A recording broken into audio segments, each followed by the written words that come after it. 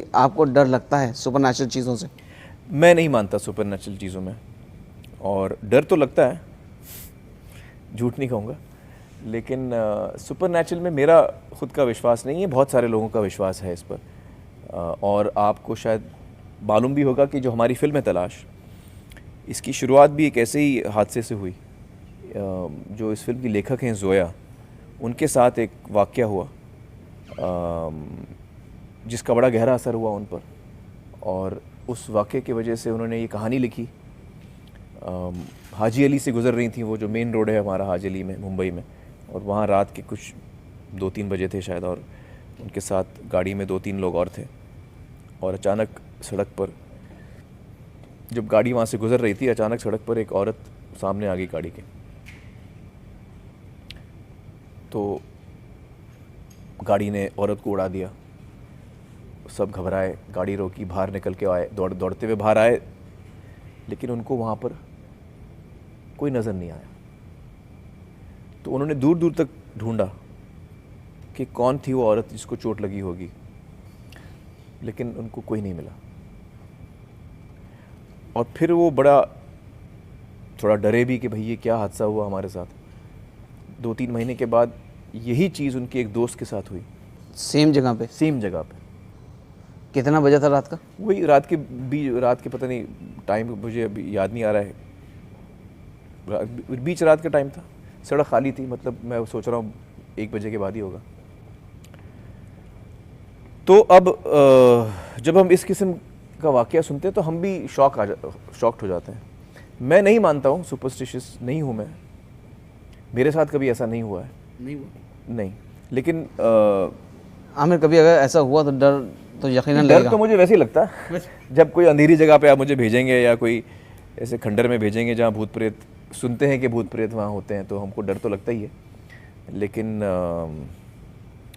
मैं सुपरनैचुरल चीज़ों में मैं खुद नहीं मानता, लेकिन बहुत से लोग हैं जो मानते हैं। रात में 1 बजे जाना चाहेंगे आप हाजिरी उसी जगह? नहीं, मैं नहीं जाऊँगा। आप माने ना माने, चीज़ें तो होती हैं जी जी, इनका जिक्र हर जगह है। जी हाँ, वो तो है, मुझे इल्म है इस चीज़ का, लेकिन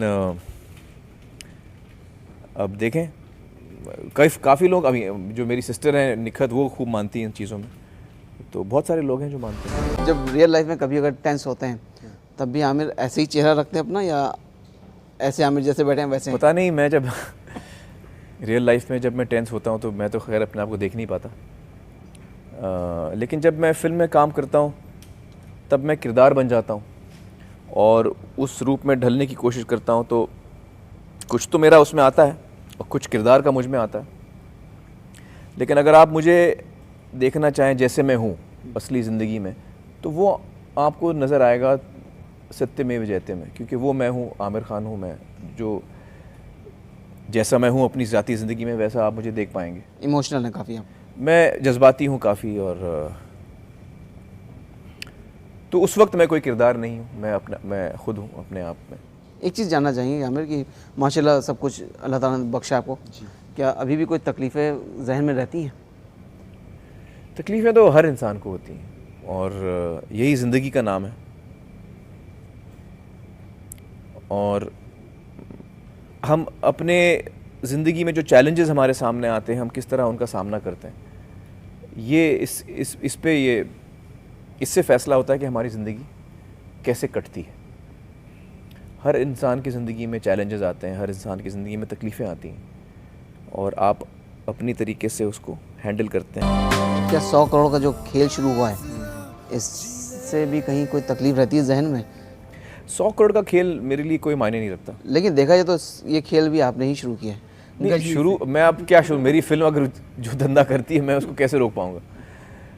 या अगर 3 इडियट्स 200 करोड़ कर चुकी है तो मैं उसका जिम्मेदार मैं नहीं हूँ, उसके जिम्मेदार है मेरे डायरेक्टर मुरुगदास को पूछिए और ये राजू हिरानी को पूछिए, इतनी कामयाब फिल्में क्यों बना रहे हैं वो। तो मुझे इसमें इंटरेस्ट नहीं है।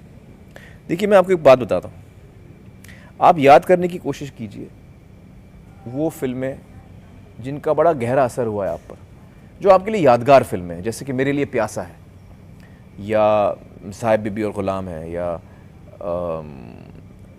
मुग़ल-ए-आज़म है, या गंगा जमुना है, ये सारी फिल्में हैं जो मुझे बड़ी पसंद आई हैं, जिनका बड़ा असर हुआ है मुझ पर। मुझे पता नहीं इनका धंधा क्या था, कितने करोड़ कमाए, कोई अंदाज़ा नहीं मुझे। इनका असर क्या था आपके ऊपर? तो अल्टीमेटली क्या रह जाता है कि ये फिल्म की क्या बात थी जो जिसकी वजह से वो आपके जहन में रह गई, आपके दिल पर उसका असर हुआ, आपके जज्बातों पर उसका असर हुआ, आपके ख्याल बदले फिल्म देखने के बाद।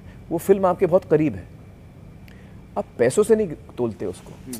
तो आज के दिन भी जो फिल्में रिलीज़ हो रही हैं उनका क्या धंधा है वो टोटली अनइम्पॉर्टेंट है। 3 इडियट्स ख़ास क्यों है आपके लिए? क्या वो इसलिए ख़ास है कि उसने 202 करोड़ कमाए? नहीं, 3 इडियट्स इसलिए ख़ास है क्योंकि इस फिल्म का असर हुआ है हमारे नौजवानों पर। It's an inspirational film for youngsters. ये ख़ास इसलिए है क्योंकि बहुत सारे माँ बाप को एक सीख मिली, वो अपने बच्चों को बेहतर समझ पाएँ, उनका रिश्ता अपने बच्चों के साथ बेहतर हो पाया, इसलिए वो ख़ास फिल्म है। ना कि ये कोई 200 करोड़ या 150, 200, 300 करोड़ कमाए, उससे कोई फ़र्क नहीं पड़ता। तो मेरे लिए ये सब चीज़ें अनइम्पॉर्टेंट है, टोटली अनइम्पॉर्टेंट। मेन चीज़ है कि आमिर की फिल्म, आमिर की ऑडियंस, मेरी फिल्म जो और है उस पर कितना असर छोड़, वो मेरी फिल्म का किन लोगों पर और कितने लोगों पर एक असर छा गया है और उनको कुछ उससे मिला जो उनके लिए बड़ा कीमती है। उसकी तुलना आप पैसों से नहीं कर सकते। अमूमन जैसे 3 इडियट्स है, या हमें उम्मीद है जो जैसे धूम 3 जो हमने फ्रेंचाइज देखा है, धूम 3, धूम 1, धूम 2 का, दोनों बहुत ही कामयाब थी। क्रिश बड़ी कामयाब फिल्म थी। ये एक यूनिवर्सल फिल्में होती हैं, यूनिवर्सल फिल्में मानी जाती हैं।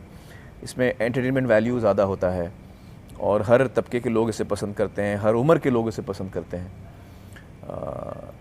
तो लेकिन हर फिल्म यूनिवर्सल फिल्म नहीं होती। बेसिकली आमिर क्या पसंद करते हैं, कौन सी फिल्म, किस तरह की फिल्में पसंद करते हैं? जो आप मेरी फिल्में देख रहे हैं वो सब मैं पसंद करता हूँ। पार्ट ऑफ योर, नहीं, इसलिए मैंने की हैं वो। मैंने जो मैंने फिल्में चुनी हैं उससे आपको अंदाज़ा हुआ कि मेरा टेस्ट क्या है।